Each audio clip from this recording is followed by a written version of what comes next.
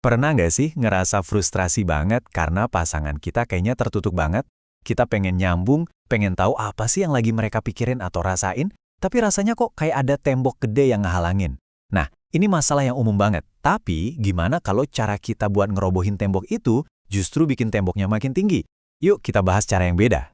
Oke, kita langsung aja ke intinya ya. Apa kamu ngerasain ini sekarang? Ngerasa kayak ngomong sama tembok, padahal kamu pengen banget punya koneksi yang lebih dalam sama orang yang kamu sayang.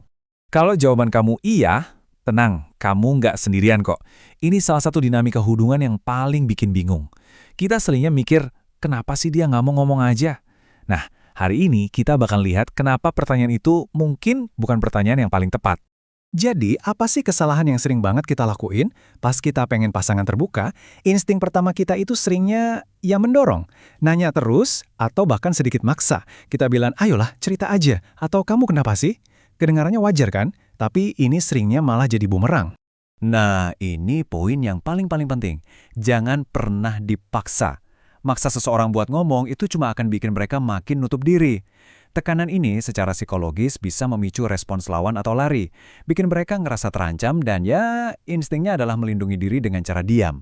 Coba bayangin deh, kayak kita mau buka kepalan tangan orang dengan paksa, otot-ototnya justru bakal makin kencang kan? Sama persis. Jadi, kalau bukan dengan paksaan terus gimana dong?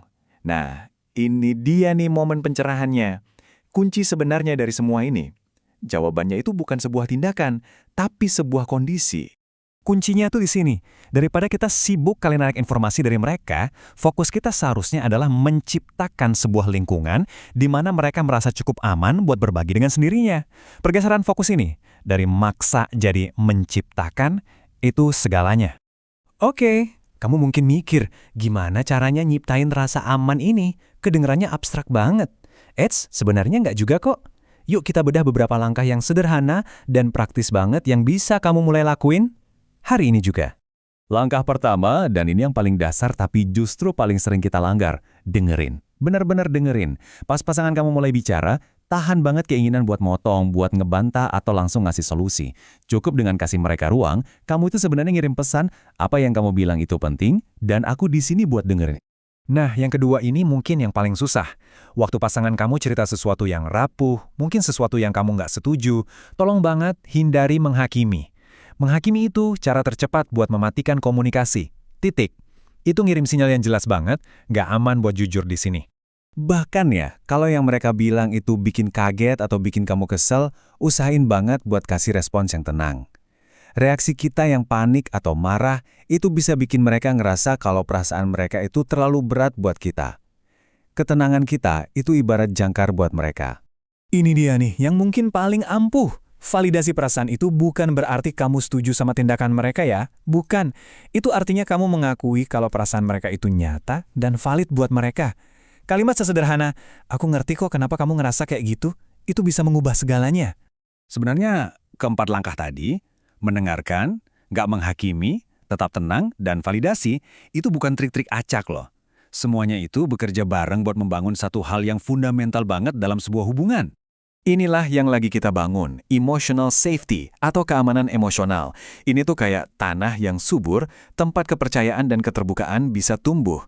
Tanpa ini, jadi rentan itu rasanya kayak risiko yang kegedean. Tapi kalau ada keamanan emosional, berbagi itu jadi sebuah kemungkinan, bukan lagi paksaan. Jadi kalau ada satu hal aja yang perlu kamu ingat dari semua ini, ingatlah ini. Nah, inilah inti dari semuanya. Poin utamanya adalah ubah fokus kamu. Berhenti nyoba buat ngebuka pintu yang kekunci. Sebaliknya, mulailah fokus untuk jadi seseorang yang bikin pasangan kamu ngerasa cukup aman untuk ngasih kuncinya ke kamu. Keterbukaan itu adalah hasil dari rasa aman, bukan tekanan. Dan sebagai penutup, aku mau kasih satu pertanyaan buat direnungkan. Coba pikirin diri kamu sendiri deh. Pas kamu lagi galau atau punya masalah, apa sih yang lebih kamu butuhin dari orang yang kamu sayang? Apakah cukup didengerin dan dipahami? Atau langsung dikasih solusi? Jawaban jujur kamu mungkin bakal jadi petunjuk besar tentang apa yang paling dibutuhkan pasangan kamu dari kamu.